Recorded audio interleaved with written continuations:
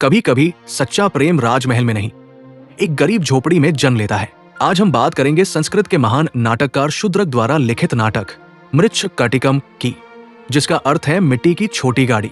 पर यह सिर्फ एक गाड़ी की कहानी नहीं, ये कहानी है एक गरीब ब्राह्मण और एक सुंदर गणिका के प्रेम की। लेकिन वीडियो शुरू करने से पहले आप इस वीडियो को लाइक करके चैनल को सब्सक्राइब कर दें, ताकि आप ऐसी ही वीडियो का और अधिक आनंद ले सकें। तो प्राचीन उज्जैनी नगरी, जहां धर्म, कला और संस्कृति का संगम था, यही रहता था एक ब्राह्मण चारुदत्त। पहले बहुत धनी था, पर दान और मदद करते करते निर्धन हो गया।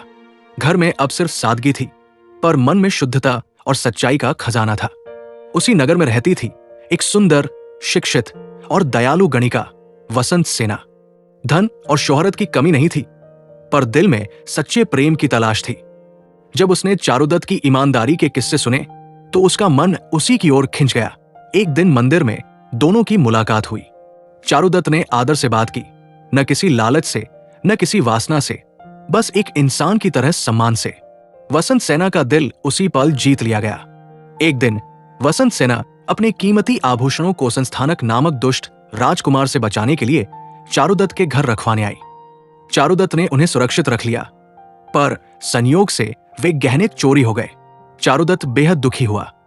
उसने कहा, मैं भले गरीब हूं, पर तुम्हारा विश्वास खोना नहीं चाहता।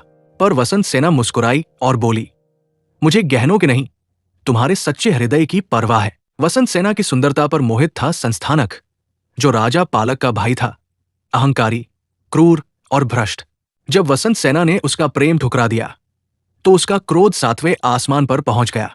उसने वसंत सेना को बगीचे में बुलाकर गला घोंटने की कोशिश की और बेहोश छोड़कर चला गया।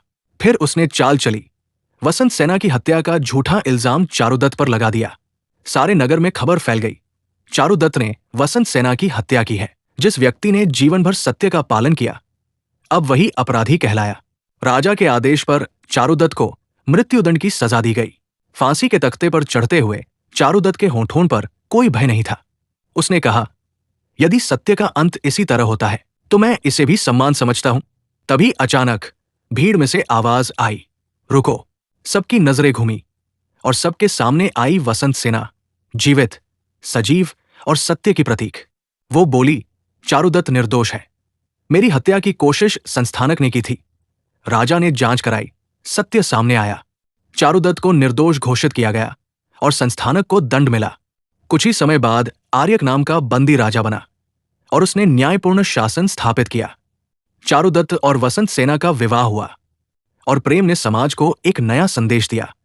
सच्चा प्रेम ना जाति देखता है, ना धन, वो बस आत्मा की पवित्रता देखता है। इस नाटक मृच्छकटिकम ने हमें सिखाया कि सत्य और प्रेम की जीत हमेशा होती है, चाहे संसार कितना भी अन्यायी क्यों न हो।